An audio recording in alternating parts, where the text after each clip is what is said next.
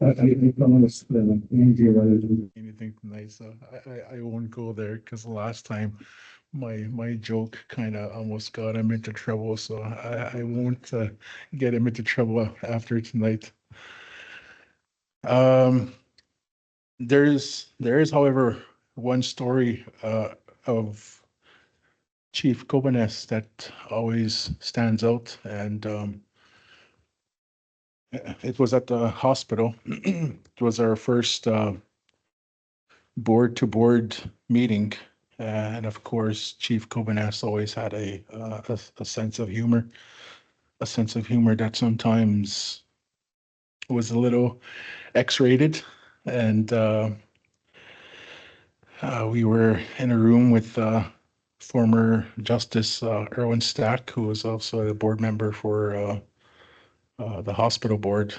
There's doctors, retired lawyers as board members to the hospital board, and it was a board-to-board meeting, and it was Chief Kobanez's turn to speak, and she's just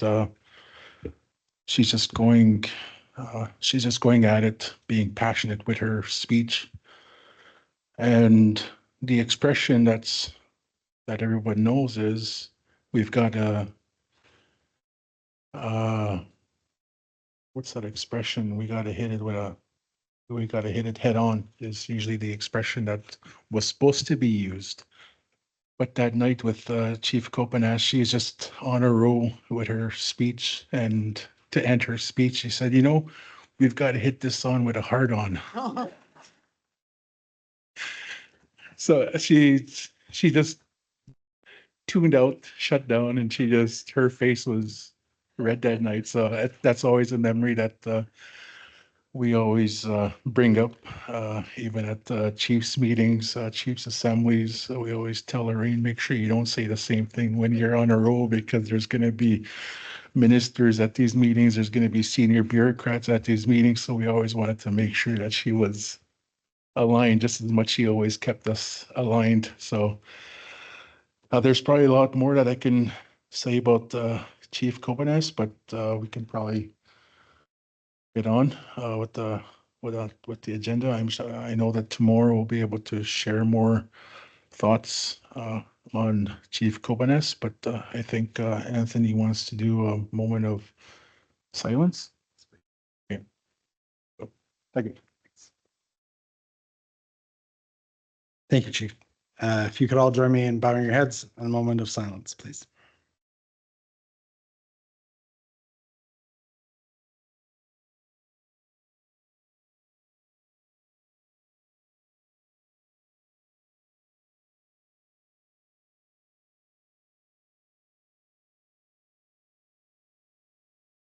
Thank you. All right. Now, on with the agenda. So tonight comes in three parts. The first part is the group of people at the table tonight will present on behalf of their organizations the work they have done since 2017. So as I mentioned, 2017, there was a ceremony which brought these three groups together to work on this project. From 2019 to 2023, they sought to get public engagement and spoke to over 4,000 people across our region about what a future hospital could look like. And tonight is much of the work they've done. January of 2025, Kenora Chiefs Association was very pleased to announce they had purchased and secured the land for what will be the future site of the hospital, and much, much more. Just last month, Premier Doug Ford made a surprise visit to the site to announce the funding for the next stage of planning. And tonight, we're proud to bring to you all of the work that has been done. And each group will take about 15 minutes to walk through their contributions and the work that they have done and where it's going. Following those presentations, there will be an open mic, which you'll be invited to ask questions for about 30 minutes. Following that, all of the people on stage will go to their respective booths, and you are welcome to join them to ask any further questions. Now, if you happen to be shy and don't want to go to the mic and you don't want to go to the booth, on your table, There are sheets. You can fill them out and give us your feedback on the sheet. We will pick them up at the end of the night, so you can just leave them on the table. And if you are tech savvy and would rather to do something electronically when you get home tonight, just scan the QR code that's in front of me, and you will be taken to the website where you can provide feedback. So with no further ado, let me introduce the table beside me. Senior Advisor to KCA, Joe Barnes. Chief Waylon Scott, who you've just heard from. Lois Bailey, Executive Director of Wiigwas.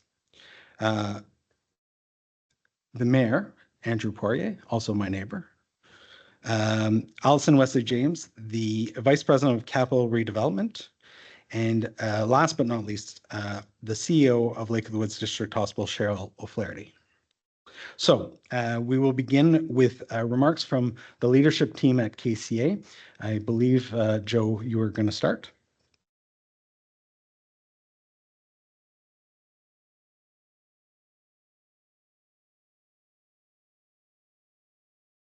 Good evening. Senior advisor.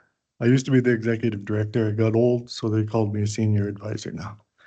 But, that's why we're building the long-term care facility. I got the first rights to the first bed. Anyways, he wants us to tell the story about 2017 till now and the work that we've done. We're going to be here a week and a half to explain it all because it's been a lot of work. The most intriguing part that I found is the partnerships that we've created with Lake of the Woods Board of Directors, Senior Management, KCA Board. We've been working in partnership since then to start planning this hospital. And we created a committee, steering committee as well, with different folks from different organizations that help guide the process. But as we're looking at developing the property, we looked at all the different sites to put this facility. And Green First site was the selected site, but it was owned by Green First at the time. And they signed an LOI with the hospital, and that LOI expired, and they decided they're going to put it up for sale.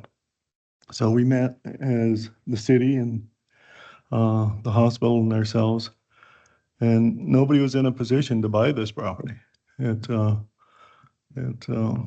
even KCA really.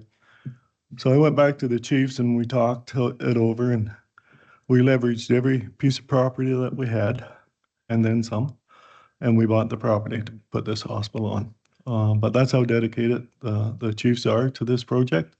And thanks to the Royal Bank in Kenora, they extended our mortgages on all our property to buy this. And they're quite excited about it. This facility is people question all nations. And then I've heard rumor of folks saying, well, where do I go? I'm not First Nations. But all nations is everybody, all of us. And so this hospital is for all of us. Fortunately, we have a lot more land than where the hospital's going. So we're moving the long-term care facility, 160-bed long-term care facility. Lois will tell you a little bit about that. It's pretty exciting. The design is all single rooms. It's like a home rather than an institution. So it's already been approved by the ministry. And I don't know if anybody's ever been to the Mayo Clinic in the States or any facilities like that, but it's like a one-stop shop. You go there, you get, if you have to see a specialist, you just go next door. If you need to see a dietitian, you go next door. I'm hoping that we can build this campus like that. I like to see all of our healthcare partners on the location, on this site. And yeah, we're excited about it. And if you have any questions, I'm here. Miigwech. Chief Scott, do you want to add anything to that, or you're?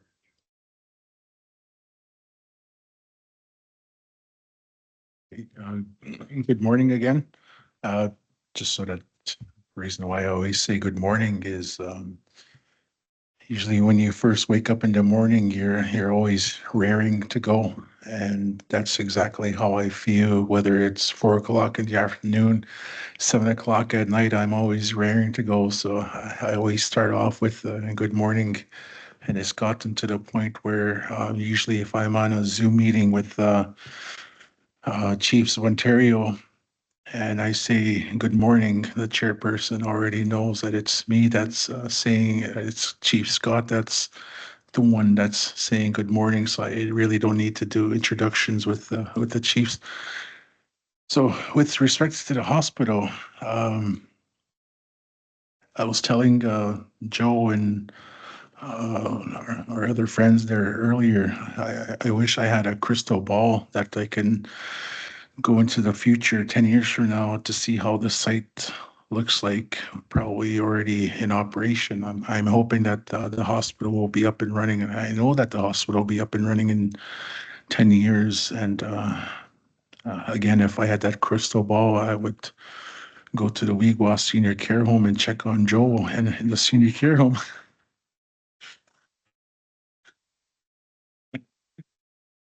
And this hospital, it's going to be well, not only the hospital, but the Wiigwas care home, and also the proposed housing development that's going to be proposed in that area. The influx of members or influx of people that are going to be moving to Kenora. Kenora's population has been 15,000 for the last 10 years. Today it's 15,500. I imagine that in 10 years, Kenora's population will probably be 18,000, if not maybe 20,000 people. So this hospital is going to ultimately bring up the population in Kenora. The housing is also probably going to increase as well. I imagine that businesses will also be coming into Kenora more as soon as they know that the population again is going to be growing.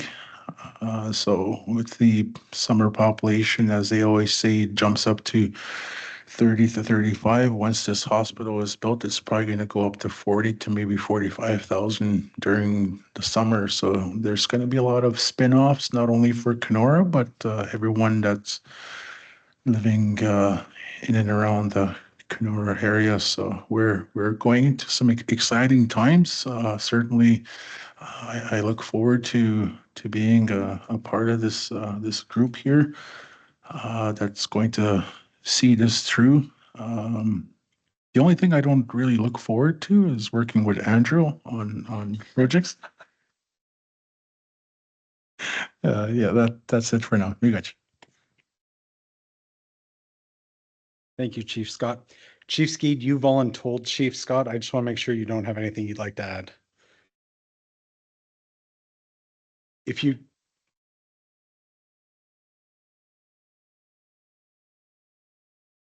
okay.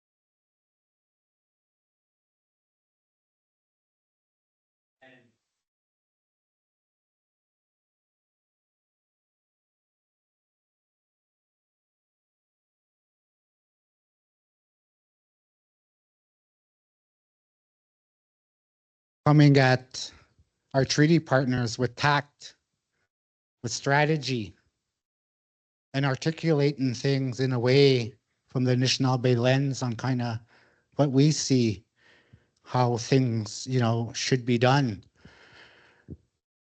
And that's with our treaty partners, the feds, but also with the province. And to me, the feds are the crown, and it's no disrespect to the province, but I refer to them as the little crown. Reason being is we don't have a treaty with them. And everything we do as leaders, everything boils down to treaty for us. And a treaty is such an ancient relationship.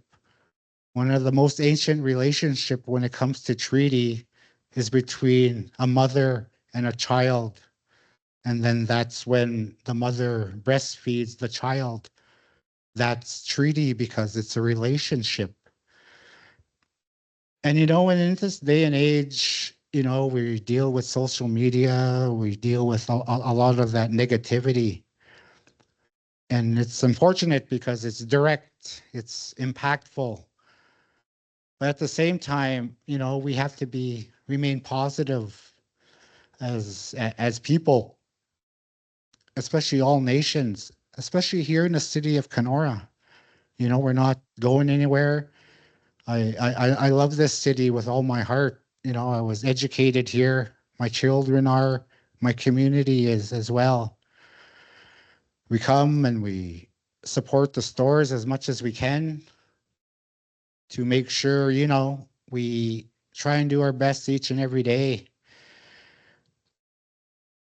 And I was at Dolls earlier today. I went to pay homage to a friend, a gifted leader, an Ogimaawabiitong here in Treaty 3 territory. Her reach was vast and deep. And, to us, we're all spiritual people. We just get an opportunity to experience human life until we return back to that spiritual people, our spiritual beings of who we really are as people. And I just, I don't want to take away, and I'm sorry, Mr. Sharp, that I'm, addressing from I'm not up there, but from the east. That's just how we do things. Where I come from, what I learned, what's hardwired in me. But I want to thank you, for allowing me the space to speak to each and every one of you that that came here this evening. You took time away from your families, your children, your grandchildren, to come and listen, to ask questions. And I look forward to more of the discussions here this evening. And I'm really proud to be Anishinaabe, but I'm also, I'm proud to be, part of the city of Kenora. I think we're a big contributor, and I'm glad. I'm here to support, of course, with our partners, Lake of the Woods, the mayor and council, of course. I see a few of the council are here, but also the citizens, that drive the streets, that shop in the stores, that wake up every morning to go to work and send their kids off and all of that. As we go through this daily life and try to be, at the end of the day, to live that Bimata Zawin, Mino Bimata Zawin, the good life. So sorry for, taking up a little bit of our time. I just wanted to acknowledge that, to acknowledge you, to acknowledge your loved ones that have passed as well, because they're here with you each and every day. Thank you. Thank you, Chief Skeed. You made me look over my shoulder when you said Mr. Sharp. I thought my father was here. Thank you very much for those words. Appreciate it. Just as a point of interest tonight, because we are live streaming this, if you're going to, when we get to the question and answers, we do need you to go to the microphone just so that everyone online can also hear you. Moving along, I'd like to introduce Lois Bailey, who's the Executive Director of Wiigwas Elder and Senior Care, who's going to provide the first presentation. So The tech is going to work. You're going to get to see your presentation any moment now.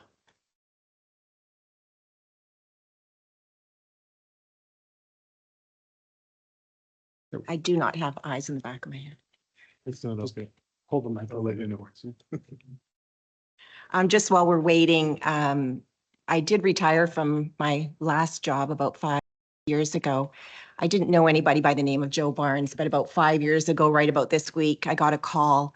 And I met Joe, first of all, by phone and was introduced to the project of Kenora Chiefs Advisory acquiring Birchwood Terrace Nursing Home. And I'm sure many of you in the room also share the experience of having a loved one there. My mom was a resident there. My grandfather was one of the very first residents. So little did I know that I would be pulled out of retirement into this project for a couple of years. And here we are 5 years later. I was not hired as the executive director, but that is what I am doing right now. I do really want to acknowledge the team at the back, my management team way back there, because they are really the heart of the home. And it is a home, and we've made that over the last few years since we took over Birchwood Terrace and made it Wiigwas Elder and Senior Care. So I've known Joe for 5. I've gotten to know, the others as well. And, it's really an honor to be going on this journey with this community and seeing how Wiigwas has really grown in the last 4 years and changed to the better.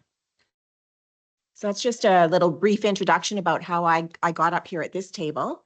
But long before any of us came together was a vision from the elders. And so we are on this journey of moving this vision along and moving and advancing the home, which is now Wiigwas Elder and Senior Care, to be a center of excellence. And I think that we've been demonstrating that with the care that we've been providing, the continuum of care, offering high quality services and culturally safe care to our residents.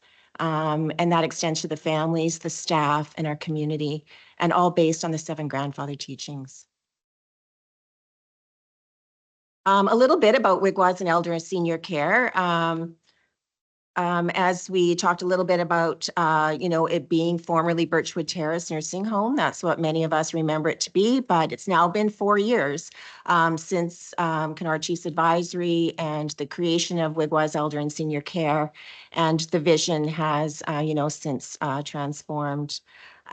We are a separate legal entity, if people didn't realize that. And I learned that the word Wiigwas is the Anishinaabe word for birch. So there really is an interesting connection there to the name change. And that was born from the elders in prior to us opening back in 2020. We are a not-for-profit model, and that is much different than the former owners who ran Birchwood Terrace as a for-profit. So everything that we receive in funding, donations, gifts, all goes back into the care of the residents. It's not intended for that. And we also have acquired our charitable status just this past year. So that's exciting as we venture into this project because there will be some asks along the way. I'm sure many of you know what long-term care is. I won't go into much detail, but it's not supported housing. It's not retirement living. What we do for our residents through our amazing staff is provide care around the clock 24/7. And we rely on our team, our nursing team led by Dawn at the back there, and everything from helping residents with eating, toileting, bathing, everything that is involved in day-to-day care. We are licensed through the Ministry of Long-Term Care, and we are very highly regulated.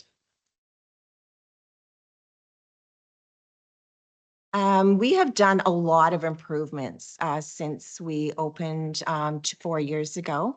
And one of the things that we are most proud about is introducing some cultural events and activities that all of our residents thoroughly enjoy.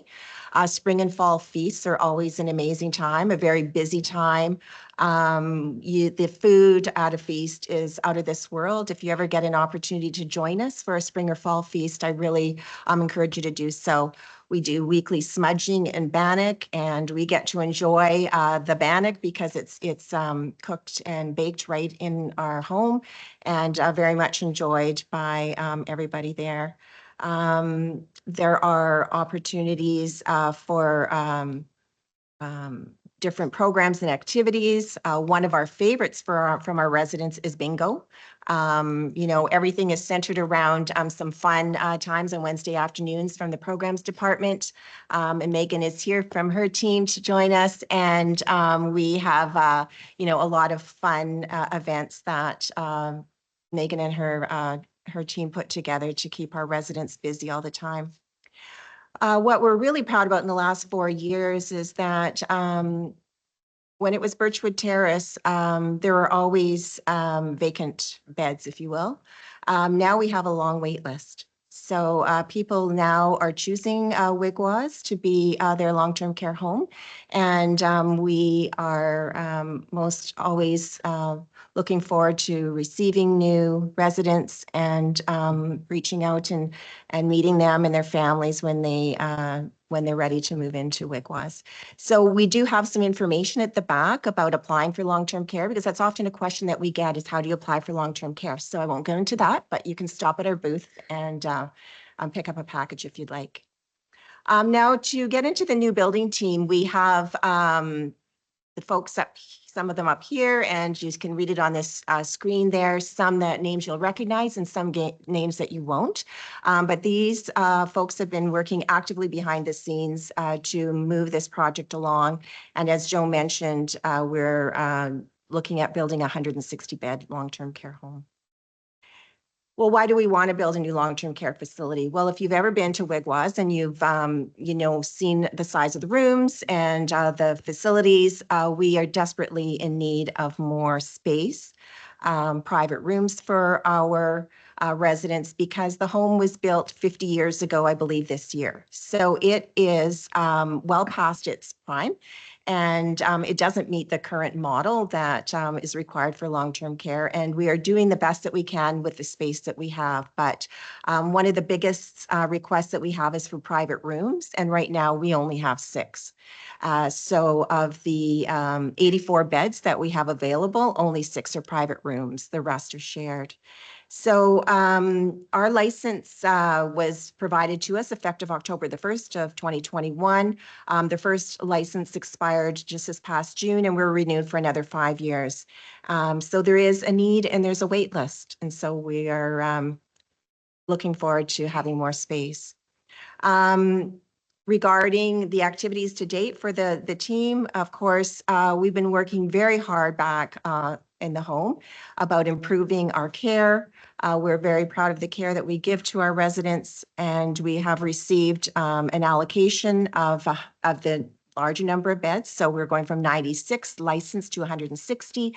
The project development team is busy behind the scenes, and the ministry has accepted the initial design submissions for our new long-term care home. Regarding the design guiding and principles, there is a lot involved related to identifying the home and the space, and looking at things including sustainability, connection to the earth and all the 4 seasons, directionality, inclusivity, a number of different things that were all considered in the design and the guiding principles for that. Regarding the way the homes will look, we've got a little bit of a picture here of how they will be put into household clusters, if you will, of 16 to a cluster. And there'll be an emphasis on the social heart of each household, so that rather than what we have right now, and we do want to brag a little bit about our dining room, because I'm sure every restaurant in Kenora wishes that we had the view that we have from ours, and the food at Wiigwas is exceptional. But there'll be a different model for the homes than what we see now, which is very institutional. So we're getting away from that and making more clusters and more home-like atmosphere for our residents. There'll be opportunities for design features that reduce that institutional feel and make it more home-like, as well as maximizing the outdoors and the beautiful views that we'll have around us. So this is some of the design inputs that have gone in, talking circles, of course, having to conform to the Ministry of Long-Term Care guidelines. And then, of course, the team experience. So some of those folks that are on the team have extensive years and background. Carolyn Klubine, for example, has been instrumental in our success over where we are right now, as well as her input into the requirements for long-term care, as well as understanding the land, site, and conditions and everything that goes into especially designing a home of that nature on the campus. A few more pictures and regarding the design elements that were considered in the design for the Wiigwas. And now I just want to backtrack a little bit about the home at 237 Lakeview Drive that we've been operating, because while things are being planned and moving forward with the new building, we are improving the space that we have right now. And it was, I would say, in quite a state of disrepair when we got it. We were constantly putting pots in rooms to catch drips. And I'm not even exaggerating, that was a constant concern whenever there was a storm, because we would lose power. We didn't have a generator. So one of the first things that we did is to be in compliance is a generator, a new roof. We were always having breakdowns with the elevator. We petitioned the ministry for funding. We got a new elevator and dumbwaiter. We're all modernized. We have replaced nearly all of the beds since we have taken over, and also a lot of the medical equipment as well. The biggest project to date has been getting a sprinkler, which was required by January 1st, 2025. There are a number of homes that were not able to meet that target date, and we, of course, got approval to extend that, but everything was set in place, and we just signed off on that sprinkler system that was completed last month. So that's very important for resident safety. The dining room has been refreshed, height adjustable tables. The list goes on, and a lot of gratitude to Carrie, who's here from the Environmental Services Department, and his small team, always constantly trying to upgrade and make improvements to resident rooms and common spaces. We've had to replace our front door, was coming off the hinges. I mean, all of these things that we've just been battling one after the other since we took over 4 years ago. If you ever had a loved one there, you'll remember the chirping call bell system was just horrible. We got some funding to replace a new call bell system, so it is much quieter. And every project has, some problems. We're working through some of those issues.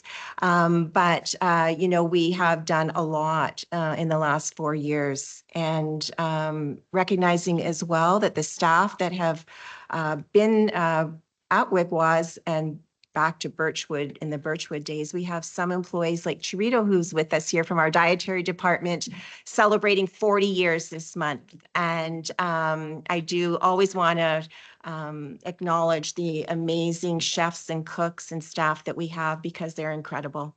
We freshened up the staff room, and because they're tired folks all the time, and provided new lockers, and try to express our appreciation all the time, because they do give incredible care to our residents.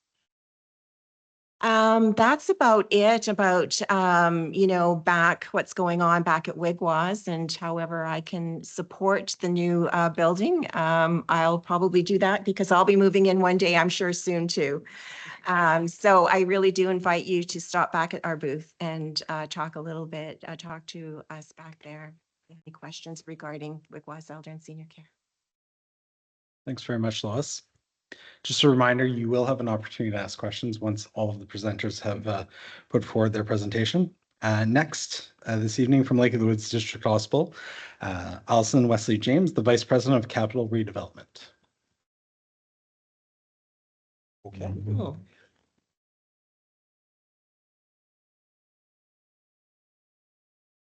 Good evening.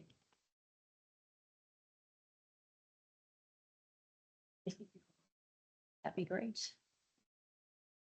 Yeah, you want me to do it?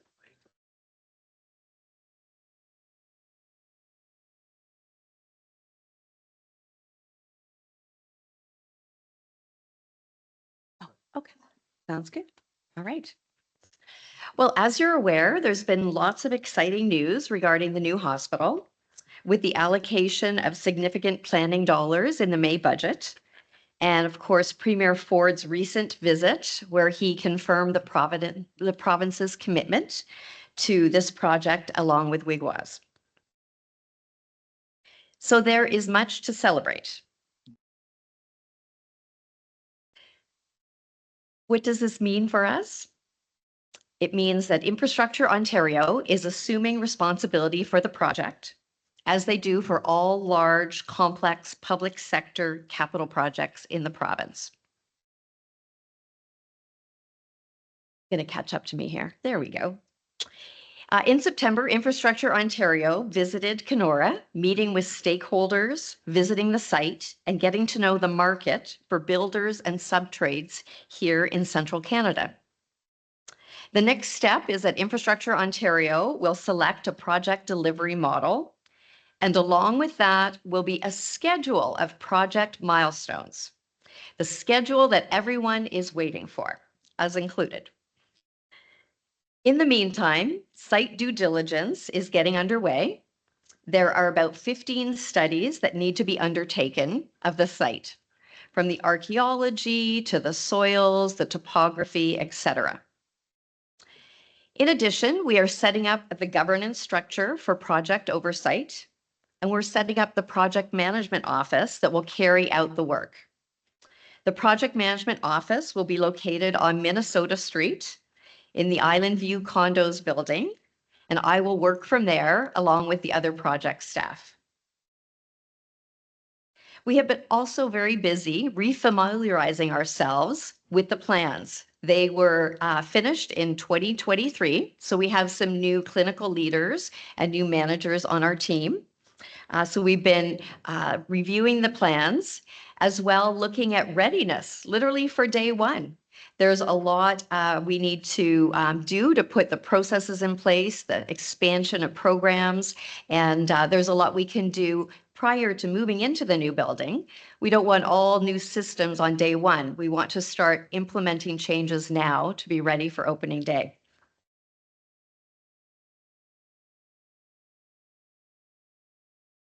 As you know, there has been significant planning completed to date. The pre-capital submission was approved. The master program, master plan was approved. The functional program, functional plan was approved.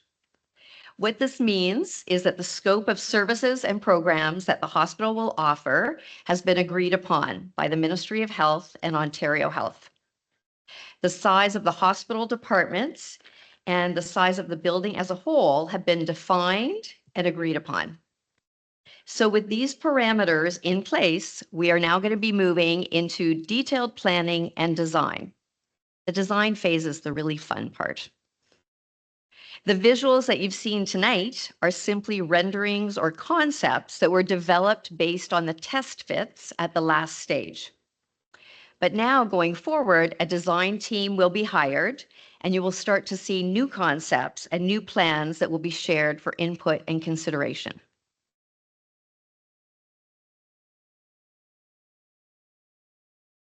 As you know, we envision a campus of care with not only the hospital, but many community partners co-locating on the property. Lake of the Woods District Hospital will be purchasing the 30 acres from Kenora Chiefs Advisory in order to implement the All Nations Hospital project. With regard to the other partners, business cases are being developed with these partners at the current time to determine how their projects will be funded. I've put Wiigwas Elder and Senior Care there in a light gray. They're very definitely a partner, but they've got their funding allocation set aside for them already. The other partners were working through those business cases to help make the campus a reality. With the remaining 88 acres owned by Kenora Chiefs Advisory, there is the opportunity to shift how buildings are placed at the site, and we are starting to undertake that evaluation in the next few months. I think it was Anthony, someone mentioned the 4,000 people that we heard from over the last few stages of planning the All Nations Hospital project. That input helped to shape the plans and forms the foundation for the new hospital. Here's a bit of what we heard.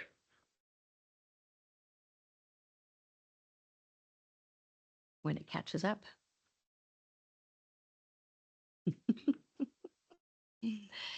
What we did was we grouped feedback into 10 themes that form the basis of the hospital plans. The 10 themes are going to be shown on the screen here. Here we go. As well, they're available as a handout at the hospital station at the back of the room. Very key themes, not the least of which is number 2, that the new hospital will deliver Indigenous healing alongside Western medicine, respecting the heritage and the history of this region. The next slide emphasizes how we have been planning the new hospital with patients and families at the center of everything that we will be doing. The organization as a whole, the new hospital as a whole, will mean that virtual care will continue to be expanded. And I mentioned virtual care because it means that we can provide care for folks who do not need to travel into Kenora, but as well for folks that are at the hospital in Kenora, we can access specialized services from one of the urban centers. You'll see another long list here of other organizational features that will make the new hospital very patient and family focused. Some of those are spaces, so more spiritual spaces in the new hospital, a multi-faith room with a counseling room adjacent, a traditional healing zone with a traditional medicine room, offices for healers and elders, right next to the ceremonial room, and allowing smudging in every clinical area of the hospital.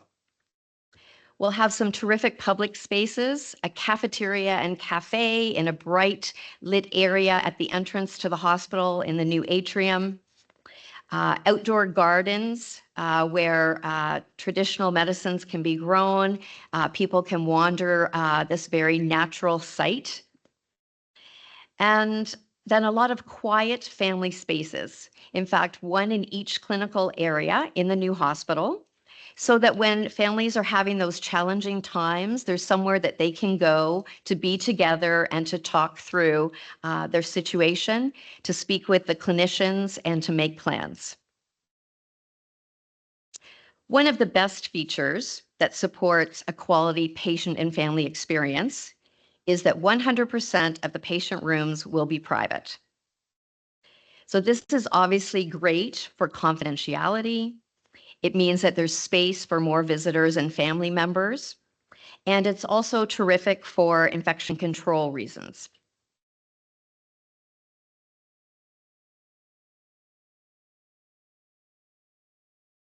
I'm going to allow this to catch up to me.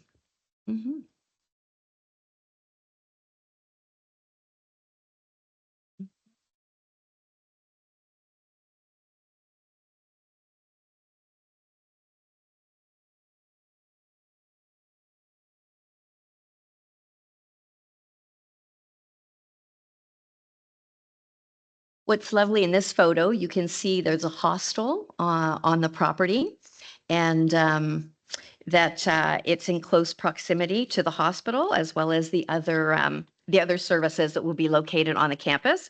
And that hostel will continue to be run by WinHack. And so they're a partner at the table with us as well, preparing for this exciting project. So a few changes to the programs and services that are going to be offered. Our mental health unit will be expanded to 24 beds, and we'll be able to plan that as 4 zones. So there will be a pediatric and adolescent zone, a geriatric zone, a Schedule 1 zone, and then a general mental health zone. Also new is a transitional care unit, and this is for patients that no longer require acute care services, but they do need some form of activation and rehabilitation to either move home or to go to another location. So that unit will have a central dining room, it will have a central gym, there will be a therapeutic recreation staff member as well as rehabilitation staff focused on the patients on that unit. We will see expanded surgical services. And this is one area where, in fact, we're bringing the future forward. We are continuing to offer more and more orthopedic services here in Kenora as we speak. And the new surgical suites will facilitate even better flow of patients with expanded day surgery area. And procedure rooms for some of those shorter procedures like endoscopy and cataracts, those types of things that don't need to be in a main OR. And a medical daycare unit. We will have a significantly expanded ambulatory care department. Offices and exam room areas that you can visit, and a medical daycare unit where you can receive IV therapy, not having to be admitted for that any longer or be in the busy emergency department, but being within a medical daycare unit. One of the important goals for our project is sustainability. And it will be mandatory for the designers and the engineers to use LEED accreditation standards in the design. So that stands for Leadership in Energy and Environmental Design. And that LEED has a checklist and a rating scale for adopting best practices in green buildings. We want to reduce the carbon footprint of the hospital with new green technologies. What I'm showing here is the new Picton Hospital that is just being built right now, and they are using mass timber construction. So not simply mass timber on the exterior of the hospital, but in the structural way of the hospital, the ceilings of the patient rooms, and it's a really great initiative with regard to lowering the carbon footprint. So it's something that we're exploring. We're also exploring the WELL building certification. This takes us beyond leadership in energy and environmental design. It includes looking at nourishment. It includes looking at movement, having open staircases so people can circulate in the building without having to use elevators. It behooves us to look at how we're supporting our staff and their well-being, what services are available for them, and the creation of community, how we do that within a building.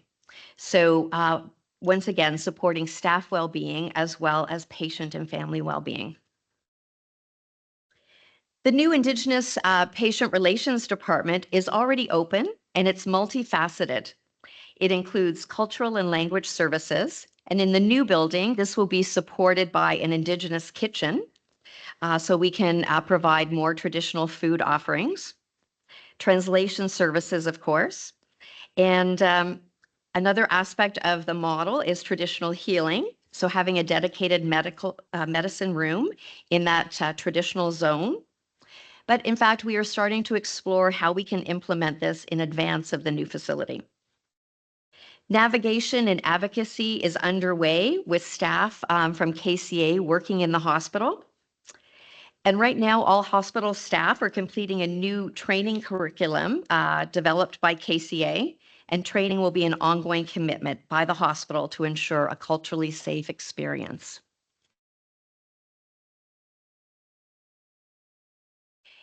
The hospital represents an investment in this community, the new hospital. It'll be an investment of over $800 million. This will be the largest investment in the history of Kenora.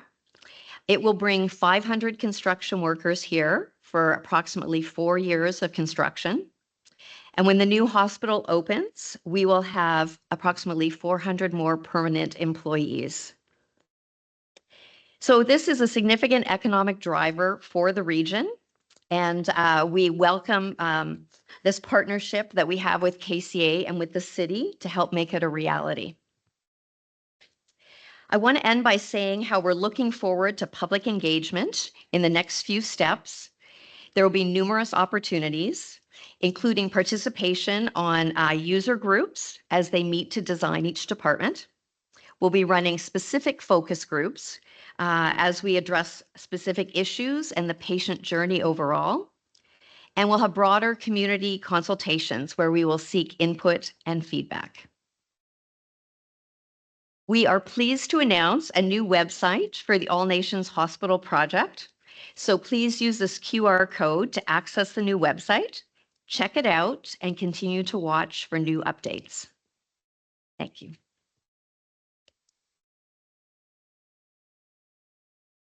Thanks, Alison.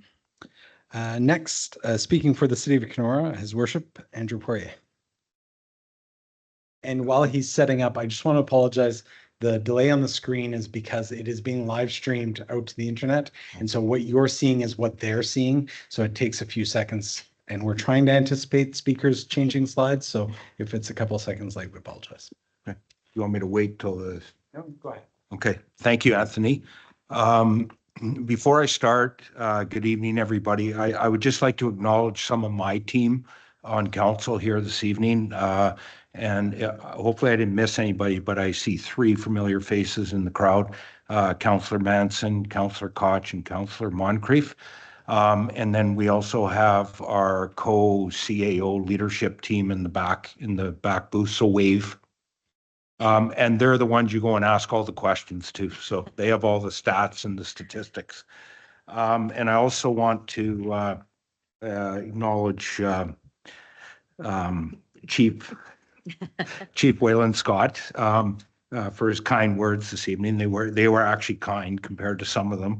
I just wanted to thank him for taking part of my presentation and that when he started talking about economic impact. So thank you very much, Wayland.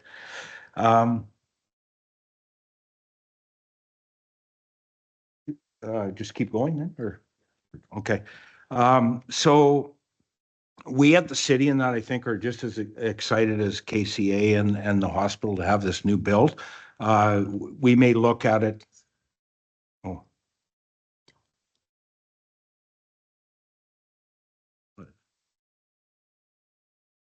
Oh.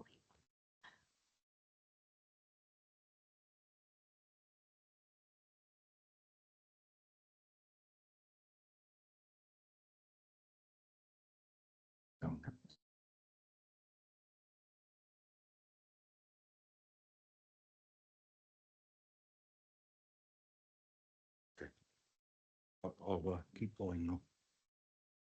It's technology, right? So I think we all on council get the same question that, how are you involved and what are you doing to help move this project ahead with the All Nations Health Partners? So I want to give credit where credit's due. I don't sit at the All Nations Health Partners table. That's up to Councillor Moncrief. So thanks for all that work you do. And also Stace Gander, one of our co-CAOs. They're the ones that do a lot of the heavy lifting there. I guess I just get to sit up here and speak and go to meetings and meet other levels of government, so which we've, I think, been successful on. So what's the city doing? So we've been a partner. So this is the third council at the city of Kenora that's been part of this journey. It started in 2016 or 17, I think the city signed on. So that would have been under the guidance of former Mayor Canfield, and then there was Mayor Raynard, and then there's myself now, and it will continue as you see from the dates that are being explained this evening. This is a long-term journey, so it'll be a couple of three other councils probably before we realize the hospital, but maybe sooner. So we all talked about partnerships. So and I have to tell you in that I think over the last 6 or 7 weeks, I've had the opportunity to participate as an active partner.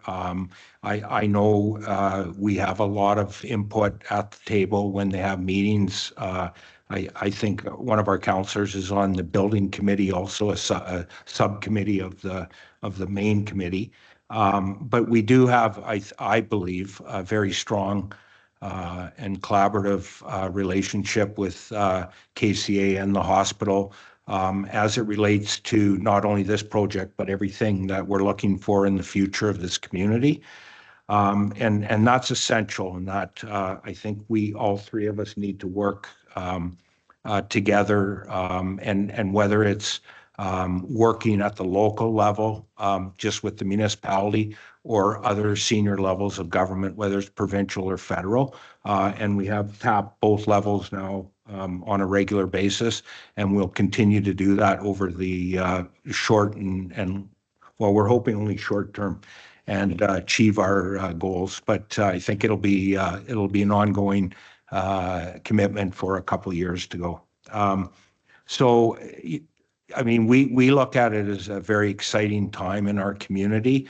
I think Chief Scott mentioned population numbers, and I'll get into a bit of that as I go through my presentation, because we're doing our own studies on housing needs, economic impact and such, because it's very critical to our planning as we go forward into the future. As I've mentioned before, and I think everybody else has, this is a journey that we're part of, and we hope that it continues, and it continues in with future councils to see this through, and all the positive impacts that we're going to have in our community. Right now, our big ask is on infrastructure, and that, of course, because that's some of the things that we do. We don't build hospitals, we don't build senior care homes, but we have to involve ourselves in infrastructure, whether it's above ground or below ground. So just a couple of highlights, because maybe people aren't aware of this, but through a great application from the city and lobbying efforts, we secured 5.9 million to support road improvements. So when you break that down, all the work, you see all the scaffold under the Keewatin Bridge, that bridge is critical to that new hospital site. Without that bridge, it can create an awful lot of problems, as we know in Keewatin with certain other bridges. So yeah, I had to say that. But we are working on it. So, and we will have that completed. But the Keewatin Bridge, we're talking about in excess of $9 million for what you see is going on there on that big bridge, and everything that's happening is underneath the bridge. It's nothing happening on the surface. That's all work that's being done that you don't see unless you drive under there with a boat next summer. So it's critical. It's a critical piece of repair and remediation that's required. We have reports that tell us we have to do that, but we look at that as part of the overall plan for the new hospital site, or campus of care site. We're also doing, and I hate to break it to you, but if you're driving to Keewatin next year, we're going to be doing a lot of road work. We're going to be doing paving like we did from the roundabout to the hospital bridge. We're going to continue towards Norman, so we're going to go to the next bridge. So we're going to go from the hospital bridge and go all the way just past Super 8 and adjacent to the Headwaters condo complex. That'll all be done. We're hoping to do that in the same manner that we did last year, where we had all the work done in the evening. But we're also, as part of that 5.9, the city is going to use part of that, but we're also going to leverage some of our own money, and we're going to do major improvements at the intersection to Minnesota Street and Lakeview Drive, which takes you down into Norman Park. Norman Park. So there's going to be a lot of improvements there, and specifically on the safety side, and how you turn and how you exit and enter into that street, which is critical for a lot of reasons, but it's also a part of our overall plan with the new hospital site because of the increase in traffic. And, you know, with 700 staff and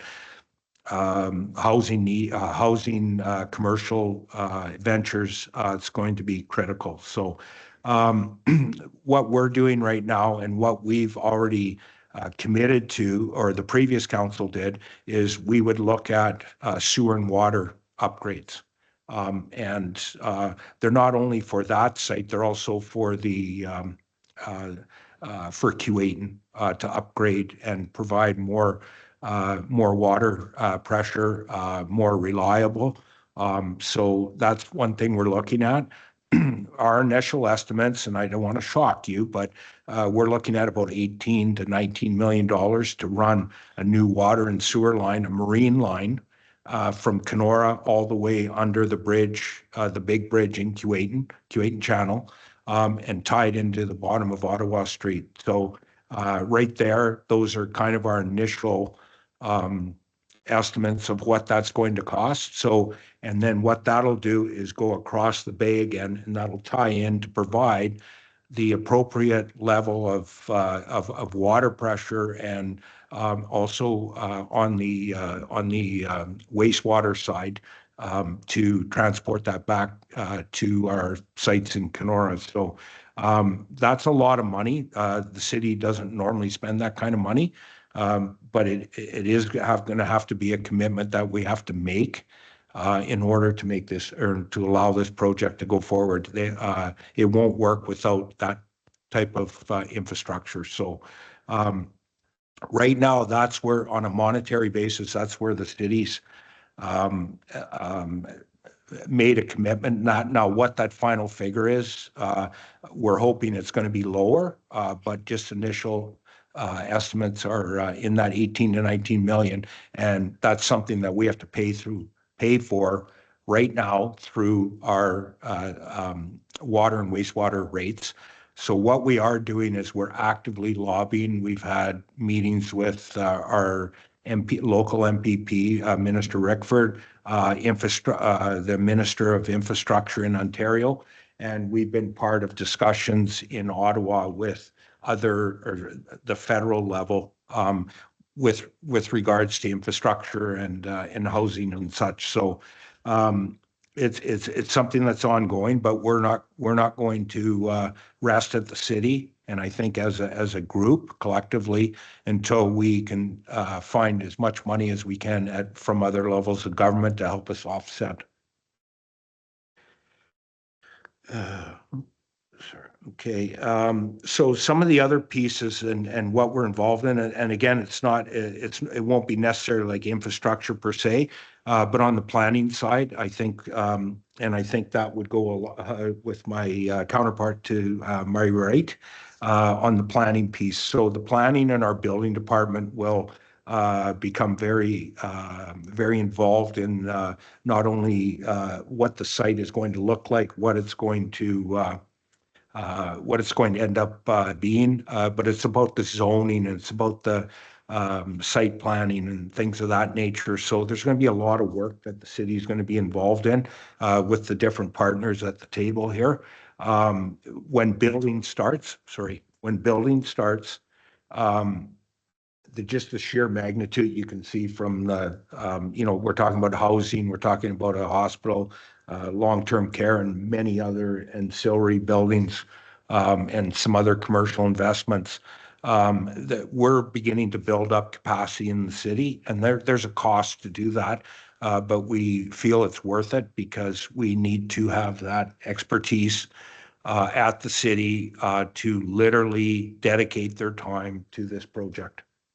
And even just at the hospital level, literally one person in the building department will have to spend probably almost 100% of their time for 3 years or 3.5 years being part of that project, because they have to be there to make decisions. So we're beginning to build up that capacity, and hopefully be ready to go once the hospital starts. Housing developments. One thing the city's just done is we've We've just commissioned a housing needs assessment. We did it internally for our own use, which will be shared amongst our partners once council has a chance to review it and accept it. But it even surprised me in that it tells us right now we're 1,000 units short of a variety of units in the community, and that we always thought our number was around 650 to 700. It's telling us 1,000, and I think Chief Scott mentioned about like all the activity that'll go on through this project, and then the spin-offs after that. We're going to be into 12 or 1,300 units that we're going to require. We do have some that are starting and will start in the spring, but they're only a fraction of what we really need. So we're seeking out developers right now. We do have some that are willing to and have land that are willing to build because they see what the need is. And when they have that document, that helps them with their financing and government financial assistance. So we're working on that. We are going to provide more details about our housing needs assessment, as I say, once council reviews it in our meetings, our block of meetings in December. Economic development, Matt, I think, I mean, we're only guessing right now, but the impacts to this community. I think one of the things that I always said since I ran for mayor was we can't just rely on reassessment. That's great, that's easy, but that's not happening anymore because it's been stopped basically at the provincial level. So how we grow is with new assessment. So I don't know, when I look around at what's been said here today and that this is more assessment activity this city's never seen before in its history that will be created by this project, and then things going forward. And what that does as it grows, as the community grows, when people say, well, we should have this kind of business here, well, you know what? You need 25,000 people before someone will even look at this community for that type of business. We should be at 25,000 people. We should have been there long ago, but that doesn't mean we can't achieve that going forward. And I don't think it's unreasonable to think that that's a goal that I believe we can attain at some point in time in the future. When we talk about regional economic development, there's spin-offs for not just the city of Kenora and some surrounding communities, but there's everybody's going to benefit in Northwestern Ontario, maybe not as far as Thunder Bay, but all the other communities west of Thunder Bay towards the Manitoba border, all the surrounding First Nation communities. Everybody's going to benefit from the activity that's going to occur in the city and on this site. We have, our staff are working with the Northern Policy Institute, and they're putting together or helping put together some regional impact studies. And just a couple of, and again, these are numbers that aren't tossed around in Kenora too often, but early estimates are 2.5 billion impact during construction and almost 2 billion post-construction. That's huge for this community. You can tell you just from our tax rolls and when you talk to businesses in the community that is huge. So we're hoping that that's going to spin off and make things a lot better and allow the city and council to offer additional services in our community. So that's the intent. At the same time, having top quality healthcare. I don't know, we like other investments and that. I think I have it in here, but I think I'm going to be very careful about what I say there because I know that there's ongoing discussions between some of the partners at the table here and developers or individuals that may be looking to do something on the part of the 110 acres that won't be used for the hospital or the long-term care home. But that's ongoing. But we see ourselves in the city having a big role in the housing piece and that, because we hear it every day, all of us, that there's not enough housing here. People cannot come here and work. And that's not right. If you want to grow the community, our population could be even much more right now, but we have hundreds of people that can't move to Kenora that would, but you need a place to stay. You need a roof over your head. And that's what we're hoping to do leading up to this project and then going forward. I think that's everything I have. More than happy to answer questions. I didn't mean to scare you about some of the costs that the city is going to incur, but I think people need to understand that we need to be part of it, not only sitting here and supporting individuals at the table as a partnership, but we're responsible for some of these requirements, specifically on the water and wastewater side and the underground infrastructure, and there may be other asks. So we're working diligently to reduce as much cost locally as we can as we go forward with these projects. So thank you. Thank you very much, Mayor Poirier. All right, the time in the evening has come for you to ask our panel questions. Again, 3 ways you can do it. We'll start with the microphone. So the microphone's in the middle of the room. Please feel free to approach the microphone. You can ask a question directly to one of the panel members, or you can ask a question and we'll draw straws to see who answers.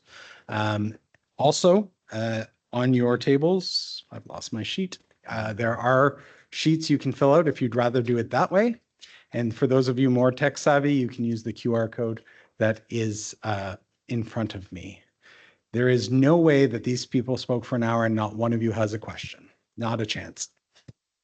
Thank you. I'll start. Thank you. I'm Barb Manson. I'm counselor for the city of Kenora. My question is, and I think everybody's well aware that we have an addiction problem in Kenora. On your campus, are you including an addiction treatment center?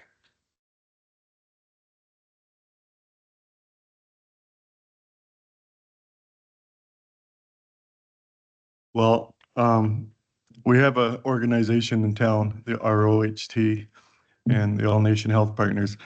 And one of the things that we are working on is Center of Excellence for mental health and addictions. That's one of the tasks that they all take on, but it will be part of this campus.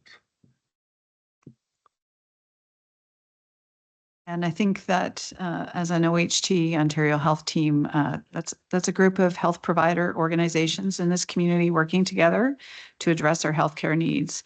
And I think that's, Barb, you've talked about this as being one of the most pressing needs. And there's an awful lot of work going on right now in our community with our mental health and addiction organizations, our Chiefs Advisory, like the Woods District Hospital, CMHA Kenora, KDSB, Sunset Country Family Health Team, WinHack, and I'm probably forgetting a couple, but working really hard on a heart hub to address homelessness, addiction, recovery, and treatment for the folks on our streets that we see every day who really need a place. So that's the immediate project that we're working on right now, and we're in the preliminary stages of how do we live Joe's dream of creating a center of excellence for mental health and addictions, and could it be located on this campus? So I think that as we evolve the project in the campus of care, we're looking at what else can be there. We know that the hospital is the anchor, and now Wiigwas is going to be there. And we have some other partners who are looking to co-locate with us on that campus, but what else? And what makes sense for this community? And then how do we build on this to really make it a one-stop shop? So I think that's where we're headed, but it's not etched in stone yet, that component, but we're working on that. Thank you. Thanks. That can't be the only. Perfect. You don't all have to be quite this polite. Some of you could line up if a second person could line up after if you have a question, a burning question. So my question, my name is Marlene Elder, and I wear different hats, but today my hat is I'm a volunteer with Coalition Kenora Moving Forward, which works with individuals that are unhoused and also works with substance users, active substance users. So I'm really excited to hear Joe Barnes talk about additional treatment being available for people eventually on the campus of care. I do have a slight concern about the current, I guess, political beliefs around harm reduction. And so my question relates to not necessarily mental health for individuals, but how individuals that are actively using, that are struggling with mental health, can obtain their health care. So I made lots of notes. I'm like my mother, I wrote it on an envelope.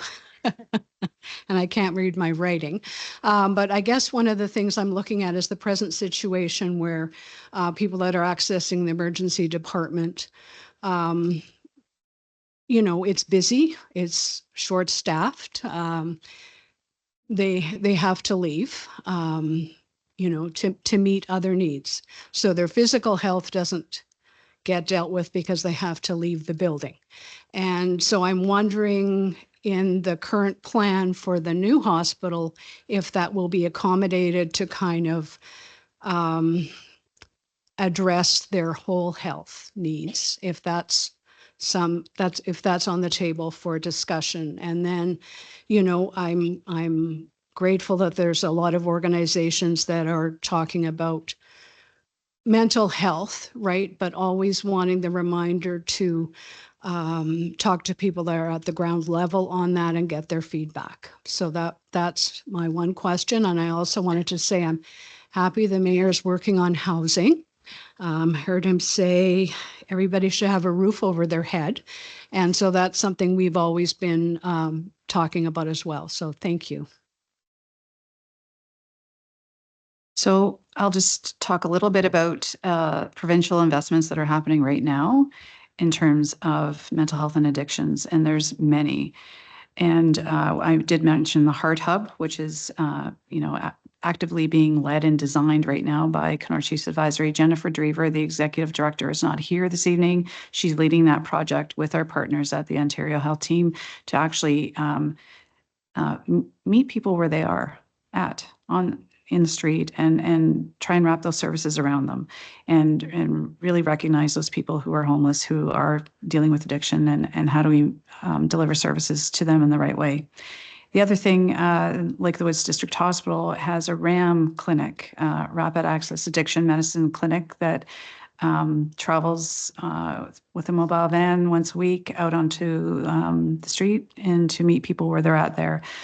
Provide some harm reduction supplies to help people with some primary care, food needs, those sorts of things, and to really have those conversations and start to see if there's any potential for access to care. And what does that look like for those people? And then we have a storefront now in Market Square to invite people to come in, even just for a cup of coffee, and to have that conversation. So those things are happening. There's a lot of investment also happening as a substance use disorder pathway that we're just looking at investing resources into our emergency department to help support those patients who are attending the emerge because there's nowhere else for them to go. And then how do we wrap services around them so when they do have to leave the emerge, we actually have them going to a place where they can have care, they can have a place to sleep, and they can maybe get access to treatment. And then, you know, how do we address those treatment options for them? And there's many in this community that are working hand in hand across, you know, depending on the age of the person, the stage of their treatment, what are the options? And there's many different ones that we work collectively across the various partners to see Maybe their land-based healing is going to be better off for them. Maybe they need to go to Del Art Manor. Maybe they need to go further afield into Thunder Bay or Winnipeg for treatment. So there's many partners working very actively to provide treatment options in this community. But it's not easy. And I think the substance use disorder pathway will allow us to meet the most immediate needs in the emergency department and help find better balance, both for the providers who work in our department, as well as the patients who are seeking treatment there too. So it's challenging work. Yes, just one follow-up question, just on the safe supplies. So I understand that there's a vending machine that's not being used right now to dispense harm reduction supplies. Is that going to be situated in Yes. a new hospital at some point? Will it yeah. be? I think that's too far down the road for me to tell you that answer right now. I would say likely somewhere on that campus, but right now that machine is actually being relocated to one of the partner organizations, so it will be able to be available to people for access. I'm not sure what the hours of operation will be, but we'll follow up on that with you. Thank you.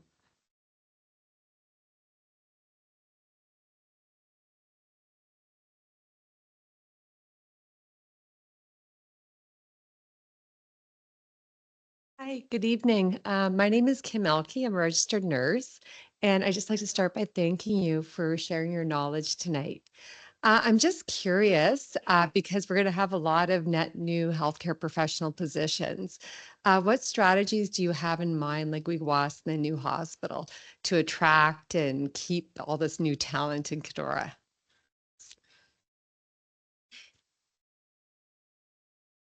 I feel, Cheryl, it's your turn again. Oh, okay.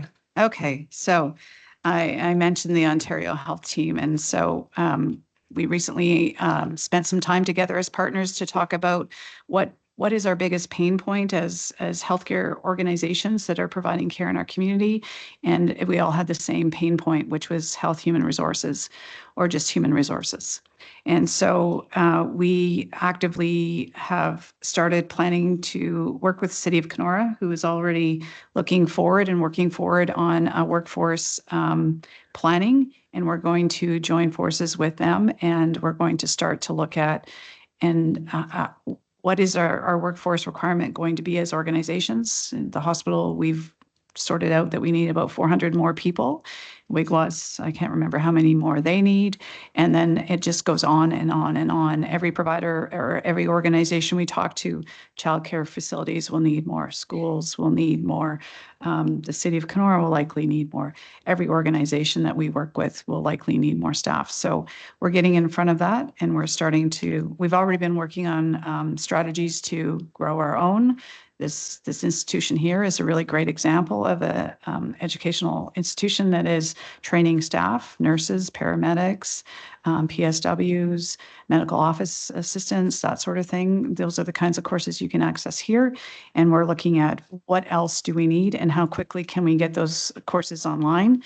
And the province last year and in 2024-25 put forward a $50 million investment to the north on workforce development. So we're in year 2 of that, and there's significant investments being made in training seats for nurses, both in Northwest and Northeastern Ontario.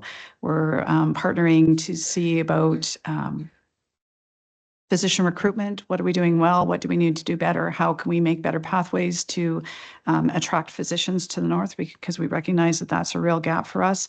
But then how can we start doing training of staff in those very specific jobs that we're really short on? Nurses, physicians, lab technicians, childcare, ECEs, that sort of thing. So we're working collectively to try and get in front of that a little bit. If I could also comment, probably on behalf of both Wiigwas and the hospital, I think one of the benefits of having the new facilities is that we're right-sizing the spaces for the staff to work in. So the spaces will be accessible. So health and safety will be front of mind in the design of the spaces and the sizing of the workspaces. There'll be patient lifts in the rooms, and there will be bright nursing stations with team rooms attached, so the multidisciplinary team can get together and collaborate and support each other. There'll be staff lounges, so rather than trying to make do with whatever space is left and defining it as a staff lounge, they'll actually be purpose-built for the staff throughout the facility. In the hospital, there'll be a small staff gymnasium and, of course, training facilities. So having sufficient training facilities and a simulation lab to support the work of our staff and our physicians. So I think that'll help to attract staff and certainly to retain staff. Just to add on to what was already said, Wiigwas is, as we mentioned, expanding from 84 as our capacity right now to 160. So you can imagine that we're going to have to nearly double our staff complement that we have right now. It's no secret in the community that in some cases we have to depend on filling vacancies with agency staff, but we are continuing to recruit and retain. And I think as people move to Kenora and see the benefits of living here, you know, we're really hoping that, not just hoping, I mean, we are planning, but in our case, it takes about 100 employees to run Wiigwas right now. So we're going to be looking at about approximately another 100 as we double in size. Thank you. Yes, please. Thank you. Good evening, everyone. My name is Charito, and I work at Wiigwas for, they said, 40 years now. Previously, 2-term city councilor. So my question is for your worship, Mayor Andrew, and for the city of Kenora. So Wiigwas Elder and Senior Care is not for-profit long-term care facility. We have Home for the Aged, Pinecrest. We have the DSAP, District Services Board. We have Northwestern Health Unit that receive a percentage of taxpayers' dollars from the city of Kenora. Now, this is not a question, but it's more like a request or an idea that I'm planting to the mayor and staff and taxpayers. So with the building of a new Wiigwas Elder and Senior Care 160 beds facility, our funding source right now is Ministry of Long-Term Care. So would the city of Kenora, are we gonna have, I am requesting or I am putting the idea there that we should be sharing a percentage of that tax dollars to fund our new facility in the future. Mayor Andrew, what do you say? Thank you. Thanks for the question, Trito. A loaded question. So just for people's benefit in the crowd who may not be aware, right now, I know Trito had mentioned all the external agencies that we contribute money to. One of them is the Kenora District Home for the Aged. So it's not Pinecrest per se.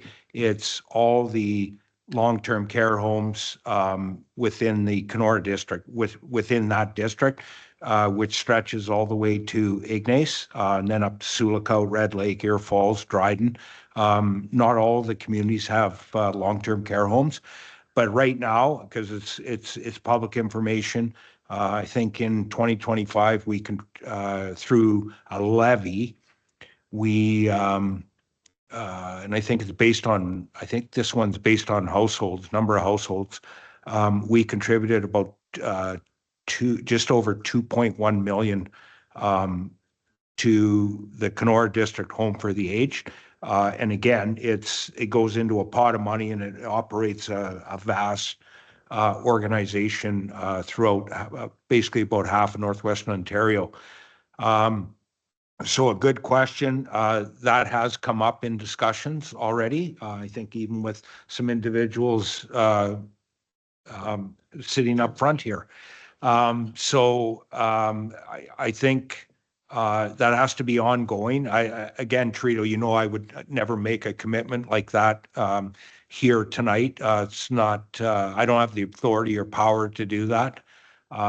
It's something that council would have to discuss, but we have to see how it fits into the context of the Kenora District Home for the Aged, like how that all meshes together. Because we work under like their regulations, their bylaws, and also the Ministry of Long-Term Care. So I think there has to be further investigation and discussion what that would look like, because I really don't know. I'd only be speculating now. So thanks for the question. But it has been brought up by someone just down on this side of the table, actually several times. Thank you. Judy? Hi, my name's Judy Carlson. I've been involved in healthcare in the community for a number of years. I'm almost retired, I think. But ever since this started, when they said the number of beds in the hospital, in my head, it said that's not enough. In Thunder Bay, when they did the regional one, that wasn't enough beds. We were constantly waiting for beds to open up for people to have surgery and stuff down there. So just kind of wondering how they come up with the number of beds, that we don't have people sitting in emergencies and hallways, because that's happening in Thunder Bay, and that was planned out years ahead, and there wasn't enough beds. Thanks. That's a very good question. So the Ministry of Health does have a formula that they use where they look at the population growth, the demographics, so how the age of the population will be changing, as well as the utilization of healthcare services historically. And then looking forward, there's a bed projection, but then they insist that that be adjusted to reflect changes in practice. So, for example, they insist that we look at a reduced length of inpatient stay. And knowing that how things have evolved over the years, for example, like folks that have hip surgery now can go home on the same day, whereas before they would have stayed for a week. And new mothers would have stayed for a week previously as well. And now they have shorter lengths of stay. So they build those types of assumptions into the future formulas because technology is evolving. As well, they look at how we'll change practice. So having a medical daycare unit, for example, where people can get biologics and IV therapy rather than having to be admitted. Looking at clinical decision units. So you can have a patient for up to, say, 20 hours post-surgery, and then when they're stable, they can go home. So there's all sorts of strategies that are factored into those calculations. Having a stronger home care service in the future. They're just actually offering monies now for a new program called Hospital at Home. And they're encouraging us to find new ways to support patients at home where they really want to be. So our practices will evolve, and that all went into the calculation.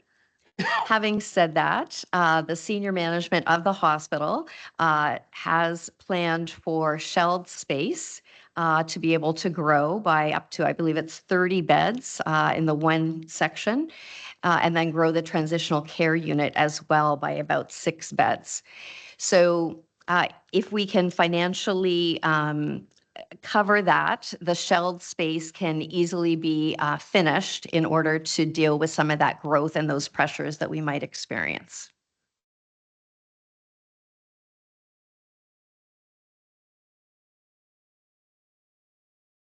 Hi, folks.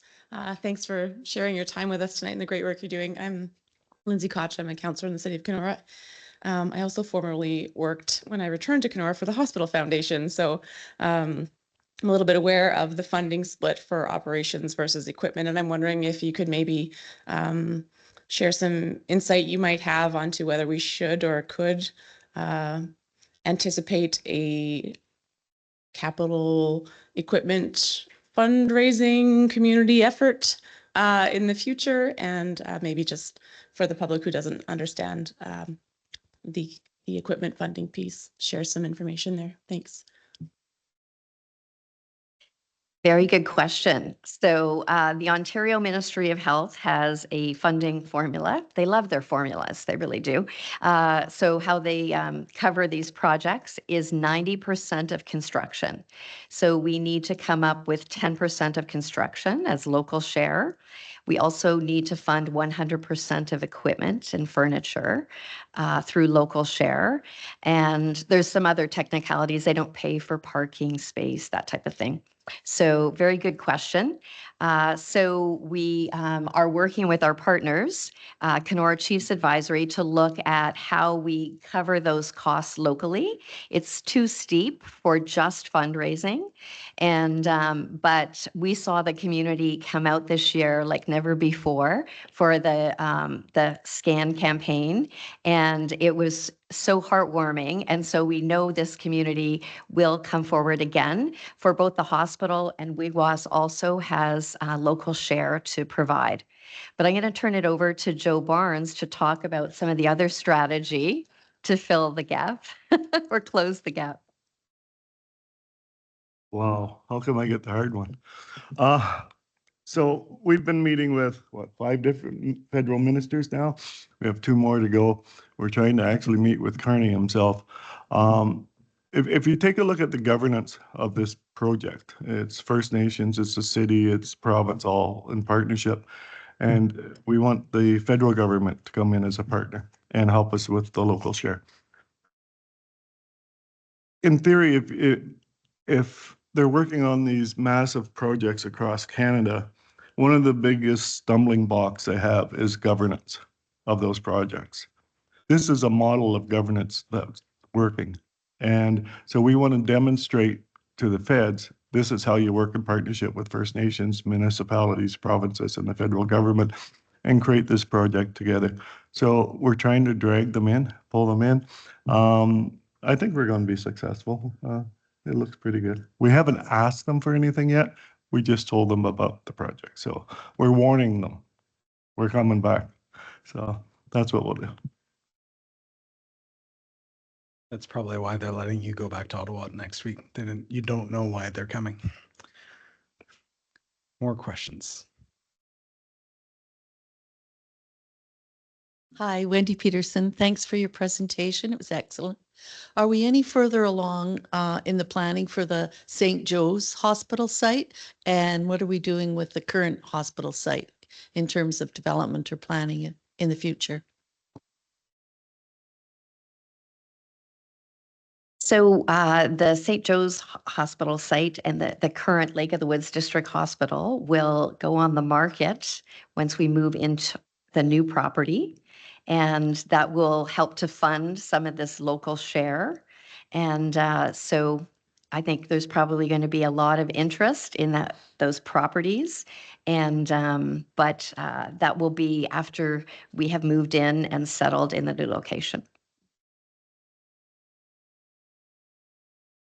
We had some pre-submitted questions, so and you've sort of opened the door to this one, Allison. So do we have an anticipated timeline on the opening of the new hospital?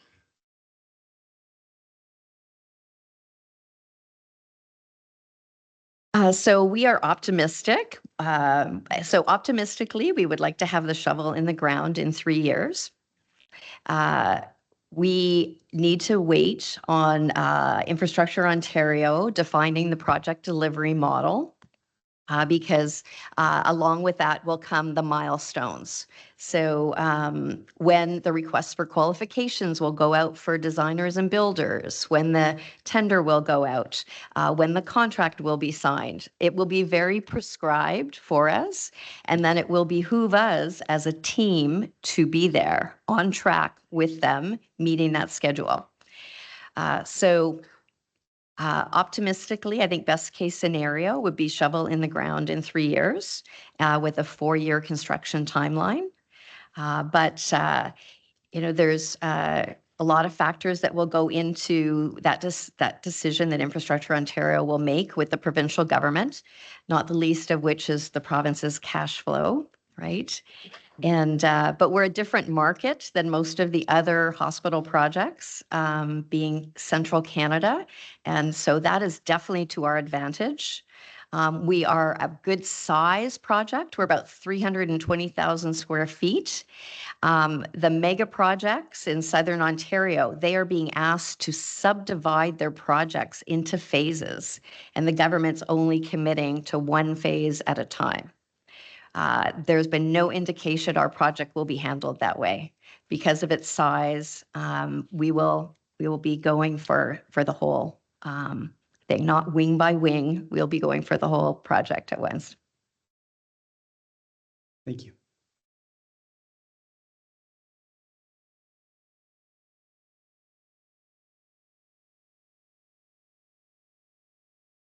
Hi there. Thanks very much for your time and presentation this evening. It's been really interesting. My name's Erin Beulah, and I'm not here representing Harvest Kenora, but I am one of the founders of Harvest Kenora, and I took particular interest in the footnote of the presentation about outdoor gardens and a focus on nourishment. And I was just wondering if you could elaborate on that, like what has been thought of in terms of those aspects, and at what point in the planning process there will be opportunity to participate in helping see that vision through. Well, I think the property has so much potential to allow us to explore these ideas. And so working with Kenora Chiefs Advisory, working with Wiigwas, and together, I think we will plan the landscaping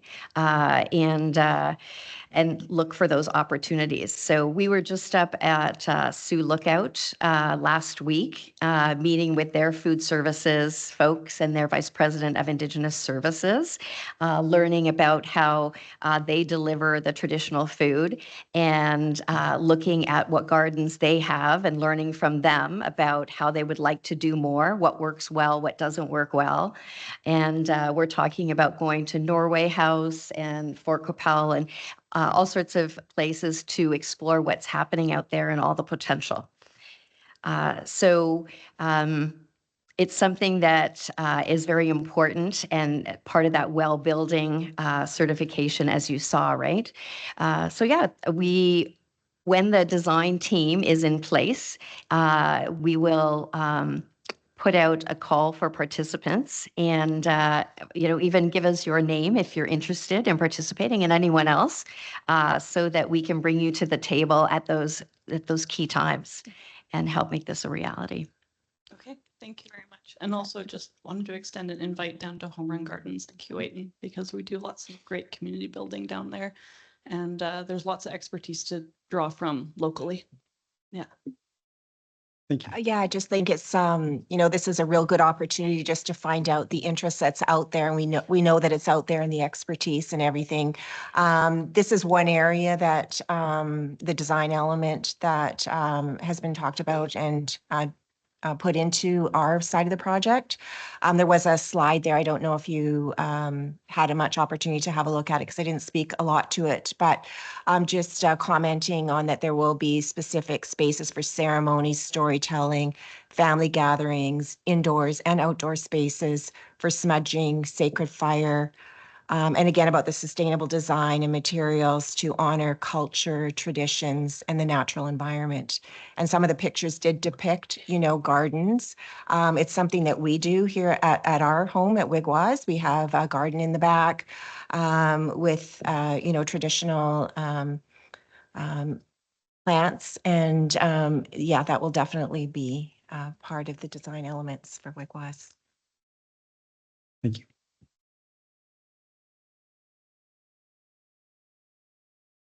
Hi, I'm Lisa Moncrief with the City of Kenora on council, and I know all of you. And following up on the previous question, one of the many hats that I wear on council is with the Sustainability Advisory Committee, and they would get mad at me if I missed an opportunity to, I shouldn't say mad, be disappointed. They'd be disappointed if I didn't ask you, when you're in that process, to consider a composting project. What you're building is a city.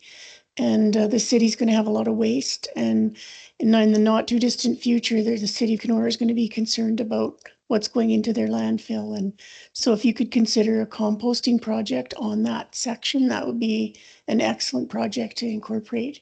Also, I wanted to say some of the things that you're bringing forward and implementing now in advance of the project, you're having great success with, and you may not hear good things from the community, but I see the chair is here and I see Colleen is here as well. And I'm hearing a lot of great feedback in the community about people being able to access healthcare the same day that they phone. And, you know, little simple changes that you're making in order to bring these things forward. Not they're people that are orphaned, they have no primary care physician, that are actually now their files are getting connected from emergency, which is where they have to meet a doctor. And now it's all getting incorporated together. And so keep doing what you're doing, keep moving forward. My question, I'm finally going to get to it, is for Joe. So what we didn't hear was, we heard the timeline for the hospital and that some of those other sections of land, will they be developed sooner? And what kind of timeline are we looking at for the different sections? And when are we going to see holes in the ground? Thanks. So yes, the long-term care will be the first project to be completed. So it'll be about 3 years by the time that one's up and operational. The rest of it, we're doing a master plan. So right now we're working with the hospital and ourselves and Wiigwas and looking at what goes where. And we'll develop that master plan and put it to the city to get rezoning done. So that will take at least a couple of years to get all that sorted out. But you know, we're hoping to have a hotel there, housing, and again, a campus of care. Yeah.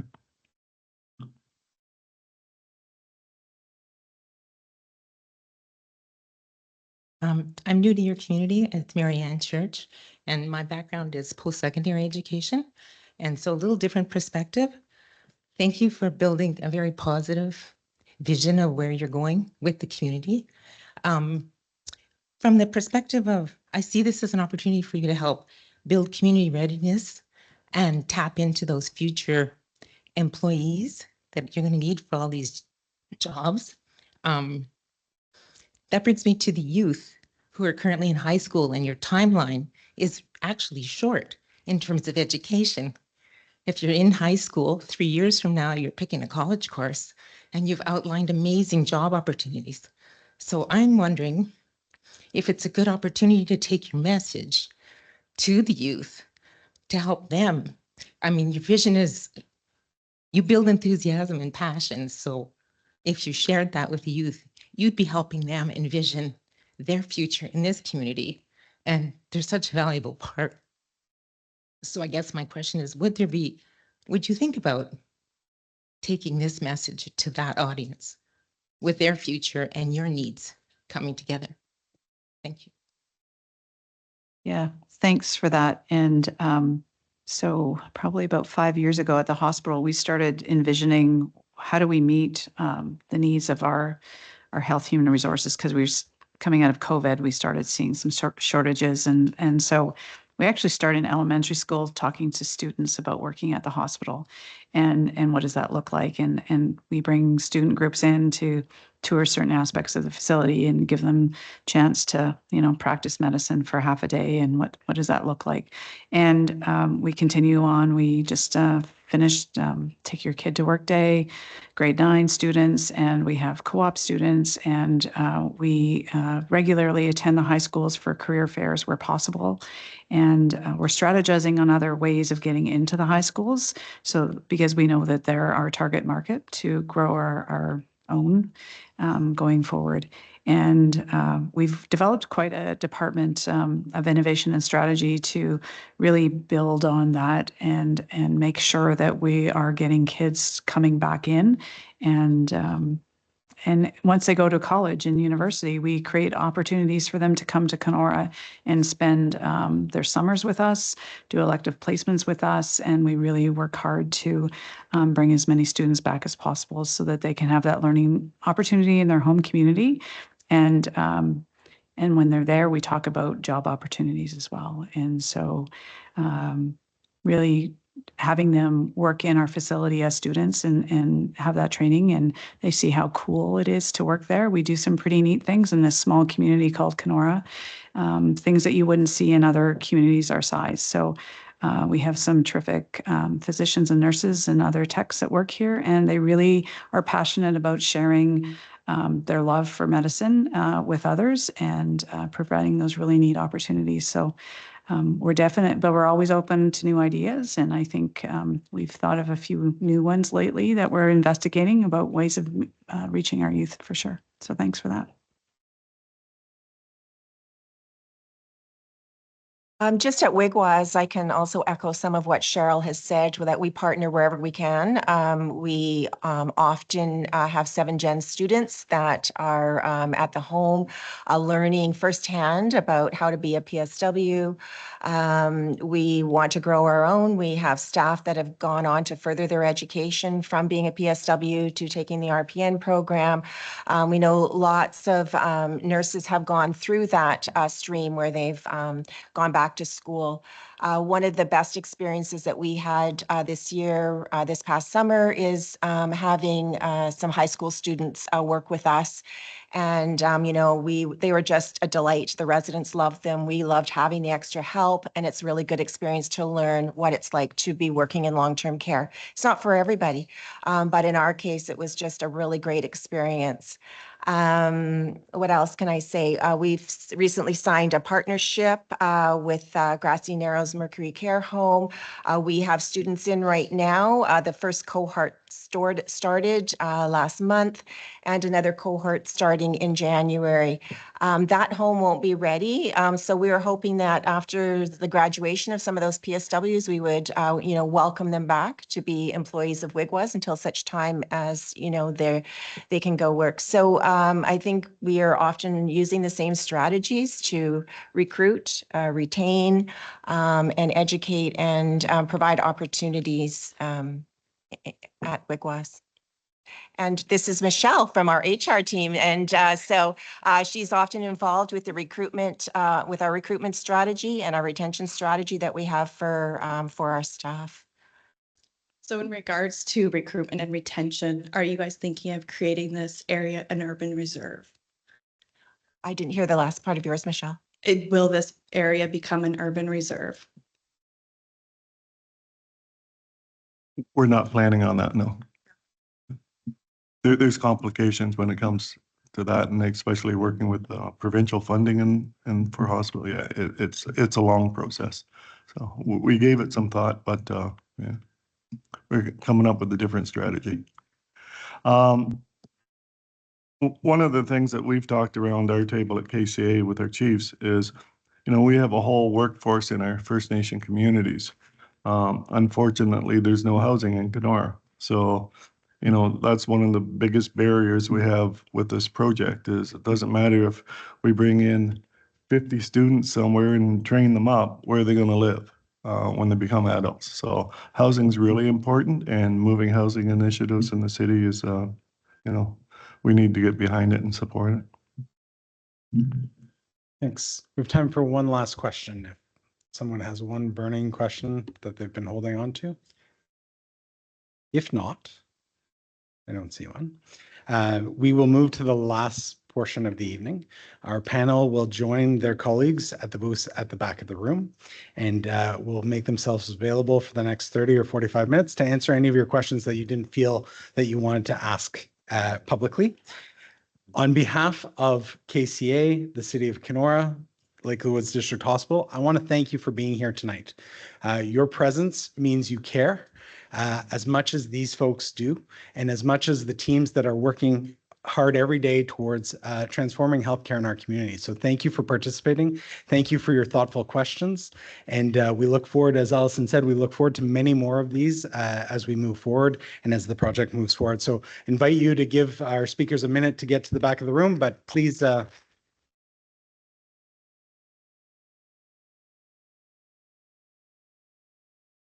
thanks again for being here. Oh, thanks again for being here. Have a great evening.